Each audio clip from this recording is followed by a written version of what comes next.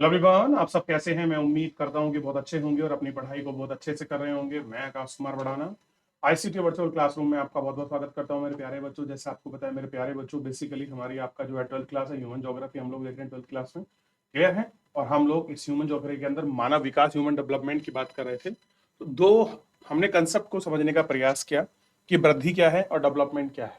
Clear है? आप वृद्धि को, आदि के आप ग्रोथ को, और डेवलपमेंट यानी विकास को किस आप नजरिए से देखते हैं? क्या विकास और वृद्धि एक ही है, या दो अलग अलग बाप के पहलू हैं, या एक दूसरे के पूरक हैं? अब तक हम इसमें काफी कुछ चीजों को आपका पढ़ चुके हैं, और बहुत सारी चीजों को हम इसमें देख चुके हैं कि क्या होती है वृद्धि, किस प्रकार से पहलू है, क्या क्या चीजें हैं। इन सारी चीजों को हम एक एक करके अपने लेक्चर के माध्यम से बहुत अच्छे से पढ़ चुके हैं, बहुत अच्छे से आपके समझ चुके हैं, और हमने सीखने का, जानने का प्रयास किया था। इन सबको हम लोग इसमें देख चुके थे। तो कल मैं आपको समझा रहा था कि हेल्थ के क्या मायने हैं। जैसे आप जानते हैं कि शहनाज का जन्मदिन था, और शहनाज ने अपने जन्मदिन पर क्या गिफ्ट मांगा। देखिए उस वो गिफ्ट क्या मांग रही है शहनाज, कि जन्मदिन मुबारक हो शहनाज, धन्यवाद प्रिया, मुझे अच्छे स्वास्थ्य की शुभकामना दो। कैसी? अच्छे स्वास्थ्य की शुभकामनाएं। तो हेल्थ अगर अच्छी रहेगी तो आप अपनी एजुकेशन को आप अच्छे से कंप्लीट कर पाएंगे। तो मेन गेम किसका है? हेल्थ का है। अगर आपकी हेल्थ अच्छी है तो एजुकेशन आपकी कंप्लीट हो ही जाएगी। ये प्राइमरीज के ऊपर इंडेक्स है। क्लियर है? तो ये थोड़ा सा आपको ध्यान देना है। क्लियर है? तो शहनाज के विषय में हमने पढ़ा कि आखिर में क्यों बोला शहनाज ने ऐसा, क्या उसका कारण रहा था। एक एक करके हमने जानने का, देखने का, इन सब का प्रयास किया कि आखिर में शहनाज ने ऐसा क्यों कहा होगा। क्लियर है? आगे बढ़ रहे हैं। फिर हमने उसकी जुड़ी आपके चीजों के बारे में सोचने का प्रयास किया। ठीक। और दीर्घ जीवन और स्वास्थ्य के क्या मतलब है, ये थोड़ा सा मैं देखा। लोगों के विकल्पों में वृद्धि। आप जानते हैं मानव विकास, ह्यूमन डेवलपमेंट में एक ऑप्शन ये भी है। जब आप डॉक्टर महमूद उल हक और अमित सेन दोनों ने मिलकर, खास करके डॉक्टर महमूद हक ने इसको ज्यादा योगदान है, जब इन्होंने इस इंडेक्स का, इस सूचकांक का अपने आप को प्रतिपादन किया, तो इसमें इन्होंने प्रतिपादन में कुछ मूलभूत बिंदुओं को रखा था। वो बिंदु जिनके आधार पर हम लोग इंडेक्स निकालते हैं, या हम ज्ञात करते हैं कि कोई व्यक्ति डेवलपमेंट अगर कर रहा है तो कैसे कर रहा है। तो उसमें इंडेक्स में, डेवलपमेंट में सबसे अच्छा जो पहलू निकल कर आया वो यही आया कि आप ये बताइए कि अगर विकल्पों में वृद्धि है, जैसे मैंने आपको समझाने का प्रयास किया, एक हॉस्पिटल नहीं, दूसरा हॉस्पिटल, दूसरा नहीं, तीसरा हॉस्पिटल, अगर मान लीजिए एक ही हॉस्पिटल होगा तो फिर उसकी मोनोपोली होगी बाजार, उसकी मोनोपोली चलेगी शहर में। लेकिन अगर मल्टीपल ऑप्शंस होंगे, मल्टीपल चीजें होंगी, तो फिर मोनोपोली का गुंजाइश नहीं बचती। ये समझाने का हमने प्रयास किया है। स्वास्थ्य, शिक्षा और संसाधनों तक पहुंच उनकी क्षमता का निर्माण करता है। अगर आपके विकल्पों में वृद्धि है तो आपका स्वास्थ्य, आपकी शिक्षा और आपकी संस्थाओं तक पहुंच उनकी क्षमताओं के निर्माण में महत्वपूर्ण है। इन क्षेत्रों में लोगों की क्षमता नहीं होती, विकल्प भी सीमित हो जाते हैं। कह रहे लोगों की क्षमता नहीं होती और जो विकल्प हैं वो भी आपके सीमित हो जाते हैं। उदाहरण, एक शिक्षित बच्चा डॉक्टर बनने का विकल्प नहीं चुन सकता, क्योंकि उनका विकल्प शिक्षित अभाव में असीमित हो गया है। इस प्रकार प्राय निर्धन लोग बीमारी के लिए चिकित्सक उपचार नहीं चुन सकते, क्योंकि संसाधन के अभाव में उनका विकल्प सीमित हो जाता है। यानी कि अगर आपके पास पैसा नहीं है तो आप अच्छा हॉस्पिटल में इलाज नहीं करा सकते, आपके पास पैसा नहीं है तो आप अच्छा नहीं पढ़ सकते। ये थोड़े से जो विकल्प हैं ये आपका सीमित हो जाते हैं, इनको हमको देखना पड़ेगा। ठीक। अपने सहपाठियों के साथ 5 मिनट के नाटक का अभिनय कीजिए। अभिनय मतलब आप किसी का रोल निभाइए, किसी का पार्ट निभाइए, जिसमें दर्शाया गया है कि किस प्रकार आय, शिक्षा और अथवा स्वास्थ्य क्षेत्र की क्षमता के अभाव के कारण विकल्प सीमित हो गए हैं। कह रहे आय नहीं है, शिक्षा नहीं है, और स्वास्थ्य की अच्छी फैसिलिटी ना होने, स्वस्थ ना होने की वजह से कैसे जो उनके विकल्प हैं वो आपका सीमित हो गए हैं। ये थोड़ा सा हमको देखना है, ये थोड़ा सा हमको जानना है। क्लियर है? ये हमको इसमें थोड़ा सा देख लेंगे। क्लियर है? चलिए आगे बढ़ जाए। चलिए, मानव विकास के 4 स्तंभ, वो कौन से 4 पिलर हैं जिनके ऊपर ह्यूमन डेवलपमेंट टिका हुआ है? मानव विकास टिका हुआ है, वो 4 पिलर कौन से हैं, ये हमको इसमें देखना है। देखिए, जिस प्रकार इमारत के स्तंभों को सहारा होता है, उसी प्रकार मानव विकास के विचार भी समानता, सतत पोषणीय, उत्पादकता और सशक्तिकरण की संकल्पनाओं पर आश्रित है। समता का आशय प्रत्येक व्यक्ति को उपलब्ध अवसर के लिए समान अवसर की पहुंच है। कैसा है? इसमें समान पहुंच के लिए क्या चाहिए? व्यवस्था। लोगों को अवसर, लिंग, प्रजाति, आय, भारत के संदर्भ में जाति भेदभाव का विचार किए बिना ही चाहिए कि ऐसा ज्यादातर नहीं होता है, फिर भी लोग प्रत्येक समाज में घटित होते हैं। कह रहे हैं कि अलग अलग चाहे कुछ भी हो जाए, लेकिन फिर भी ये सारी चीजें उसमें घटित होती हैं। उदाहरण के तौर पर किसी भी देश का यह जानना रुचिकार होता है कि विद्यालयों में वितरित अधिकांश छात्र हैं जिस किस वर्ग से हैं, और कह रहे हैं किस वर्ग से हैं। ऐसी घटना के पीछे कारण का पता लगाइए। भारत में स्त्री और सामाजिक और आर्थिक दृष्टि से पिछड़े हुए वर्ग बड़ी व्यक्ति और विद्यालय की विरासत होती है।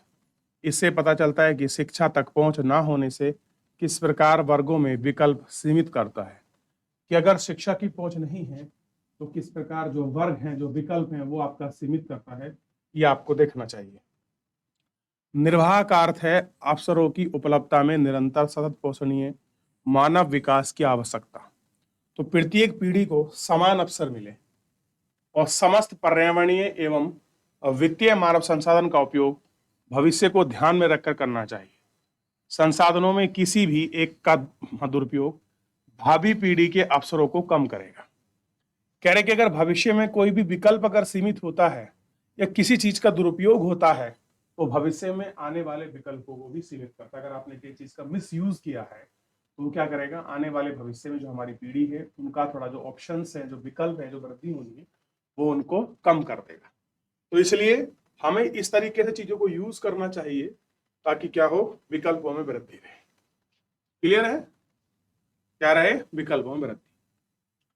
बालिकाओं का विद्यालय भेजा जाना एक अच्छा उदाहरण है। यदि समुदाय अपनी बालिकाओं को विद्यालय में भेजने के महत्व पर जोर नहीं देते, तो युवा उन्हें इन स्त्रियों पर के लिए अनेक अवसर समाप्त हो जाएंगे।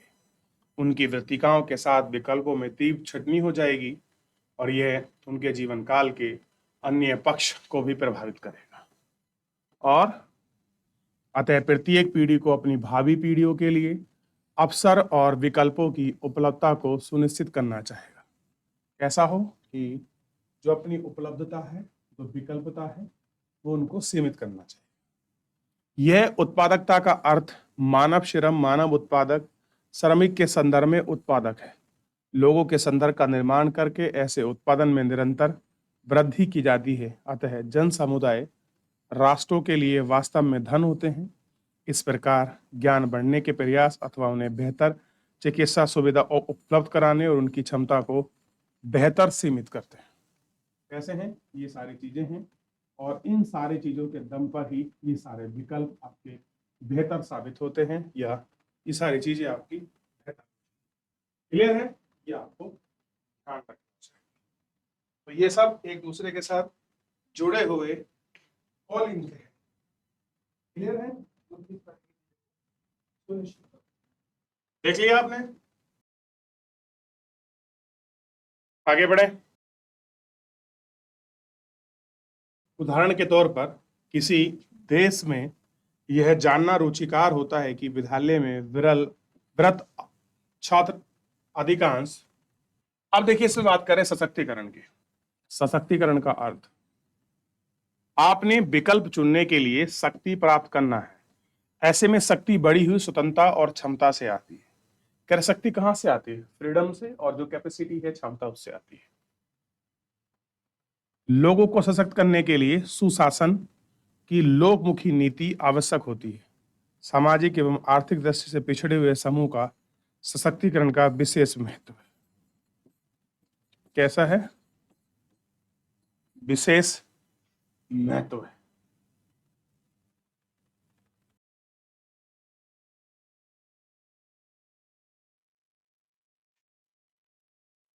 अपने पड़ोसियों में सब्जी बेचने वाली बात कीजिए और पता लगाइए कि क्या आप विद्यालय में की गई, विद्यालय से विरक्त हुई, इसमें आपको उसके विकल्पों और स्वतंत्रता के बारे में पता चलेगा। टिप्पणी कीजिए कि किस प्रकार उसकी लिंग, जाति, आय से उसके अवसरों में उसको सीमित किया है। ठीक, ये हमको देख कैसे किया है और क्यों उनको सीमित किया है।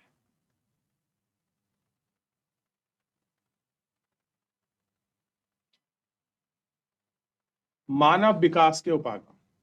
मानव विकास की समस्या को देखने के लिए अनेक ढंग हैं। कुछ महत्वपूर्ण हैं: आय उपागम, कल्याण उपागम, न्यूनतम आवश्यकता उपागम और क्षमता उपागम। उपागम मतलब किसी का आधार, किसी के आधार पर हम कैसे किसको चेक करें, ये सारी चीजें इसके अंतर्गत देखी जाती। ठीक, और हम उन्हीं के आधार और माप पर हम इनको मापते हैं। क्लियर है? देख लिया, आगे बढ़े। मानव विकास का मापांक। मानव विकास सूचकांक स्वास्थ्य, शिक्षा और संसाधनों की पहुंच जैसे प्रमुख क्षेत्र का निष्पादन के आधार पर देश का क्रम तैयार करते हैं। क्रम में 1 से लेकर 0 के बीच पर स्कोर पर आधारित होता है, जो एक देश और मानव विकास में महत्वपूर्ण सूचकों पर अपना रिकॉर्ड प्राप्त करता है। स्वास्थ्य का मूल्यांकन करने के लिए चुना गया सूचकांक जन्म के समय से ही जीवन प्रत्याशा, उच्च जीवन प्रत्याशा, लोगों के पास अधिक दीर्घ और अधिक स्वास्थ्य जीवन जीने के ज्यादा अवसर प्रदान करता है। ठीक, प्रौढ़ साक्षरता संकलन नामांकन अनुपात ज्ञान है, प्रदर्शित करता है, पढ़ लिख सकता है और वयस्क की संख्या और विद्यालयों में नामांकित की संख्या को दर्शाता है। किसी विशेष पर विशेष ज्ञान की आसानी तक कठिनाई है। संसाधनों तक पहुंच क्रय शक्ति को संदर्भित में मापता है। प्रत्येक आयाम पर 1/3 भारित की गई है। मानव विकास सूचकांक इन सभी आयामों को दिए गए भारी के कुल योग का होता है। कैसे होता है? जो मान का जो भार है दिए गए हैं उन्हीं पर ये आधारित होता है, उन्हीं को हम लोग देखते हैं। स्कोर 1 जितना अधिक, मतलब आप जितने स्कोर 1 के जितने निकट होंगे, मानव विकास का उतना ही अधिक स्तर होगा। यानी कि आप मानव विकास के जितने 1 के निकट होंगे उतना अच्छा होगा। अब जैसे अब 2 एग्जांपल समझिए, 0.983 और 0.283, इनमें से आपका 1 के पास कौन सा है? तो आप कहेंगे सर ये 1 के पास है, क्योंकि अगर इसमें और कुछ नंबर ऐड कर दिए जाएं तो ये आपका 1 बन जाएगा, और इसमें बहुत ज्यादा नंबर ऐड करने पड़ेंगे। उसमें क्या ऐड करना पड़ेगा? 17, तो 7 3 10, आपका 0 हो जाएगा पूरा, यानी कि 1 बन जाएगा, ये फिर 1 हो जाएगा। इसमें ज्यादा नंबर ऐड करने पड़ेंगे, तो जो जितना 1 के पास होगा उतना स्कोर अधिक होगा, जो जितना दूर होगा उसका स्तर उतना ही निम्न होगा। ठीक, मानव विकास सूचकांक की प्राप्ति में मापता है और दर्शाता है कि मानव विकास के प्रमुख क्षेत्र उपलब्धियां हुई हैं, फिर भी सर्वाधिक विश्वसनीय माप नहीं है। कह रहे आप इसे कह लोगों कि ये सर्वाधिक विश्वसनीय माप ऐसा नहीं है, क्योंकि यह सूचकांक वितरण के संबंध में मौन है। अब जो डिस्ट्रीब्यूशन है वो कैसे डिस्ट्रीब्यूशन कर रहा है ये नहीं बताता। मेन सब कुछ ठीक है, लेकिन डिस्ट्रीब्यूशन कैसे कर रहा है इसके विषय में कोई एक्सप्लेनेशन नहीं करता, वहां ये आपका साइलेंट है। तो मानव गरीब सूचकांक विकास सूचकांक से, मानव गरीब सूचकांक और मानव विकास सूचकांक संबंधित है। यह सूचकांक मानव विकास से कमी प्राप्त करता है और बिना आय, बिना माप और प्रदेश के विकास में वो कमी को दर्शाता है। 40 वर्ष की आयु तक जीवित ना रह पाने की संभावना, प्रौढ़ निरक्षरता, स्वास्थ्य दर तक पहुंच ना रखने में लोगों की संख्या घटी है। अल्प भार छोटे की संख्या है, इसमें गिने जाते हैं, और मानव विकास सूचकांक और मानव विकास सूचकांक की अपेक्षा अधिक कमी उद्घटित होती है। क्लियर है? ठीक, देख लिया, आगे बढ़े। अब आय उपागम को थोड़ा सा हम देख लेंगे। मानव विकास के संबंध में सबसे पुराने उपागम में से एक है। मानव विकास आय के साथ जोड़कर देखा जाता है। विचार यह है कि आय का विस्तार किसी व्यक्ति द्वारा भोगी जा रही स्वतंत्रता पर परिलक्षित करता है। कैसा है? उस पर भोगी जा रही स्वतंत्रता पर परिलक्षित है। आय का स्तर ऊंचा होने पर मानव विकास का स्तर भी ऊंचा रहेगा। आय का स्तर ऊंचा है तो जो मानव विकास का स्तर है वो भी ऊंचा रहेगा। यह उपागम मानव को लाभार्थी अथवा सभी विकासात्मक गतिविधियों के लक्ष्य के रूप में देखा गया है। उपागम शिक्षा, स्वास्थ्य, सामाजिक सुरक्षा, सुख संसाधन, उस सरकारी व्यय का तर्क देता है। लोगों के वहां प्रभावशाली नहीं है, किंतु वे केवल निष्क्रिय क्रियापात हैं। सरकार कल्याण भी अधिकतम व्यय करके ही मानव विकास के स्तरों में वृद्धि करने के लिए जिम्मेवार है। ऐसा है, मानव विकास के लिए अधिक जिम्मेदार। ठीक, देख लिया आपने? चलिए आगे बढ़ जाएं। अगला है आधारभूत आवश्यकता उपागम। इस उपागम को मूल रूप से अंतर्राष्ट्रीय श्रम ILO ने प्रस्तावित किया है। इसमें 6 न्यूनतम आवश्यकता है, जैसे स्वास्थ्य, शिक्षा, भोजन, जलापूर्ति, स्वच्छता और आवास की पहचान। इनमें मानव विकास के प्रश्नों की उपेक्षा की गई है। परिभाषित वर्ग हैं, मूलभूत आवश्यकता हैं, और ये सारी स्कोर या ये सारी चीजें इसमें आपका देखी गई। क्लियर है? तो ये है मानव उपागम की स्थिति। चलिए, तो फिलहाल आप लोग घर जाकर इसको एक बार रिवाइज करिए, पढ़िए, देखिए कौन कौन से पहलू हैं। फिलहाल मेरे प्यारे बच्चों, जो है आज के इस लेक्चर में हम लोग आपका इतना ही करेंगे। ठीक है, मिलेंगे नेक्स्ट लेक्चर में। धन्यवाद।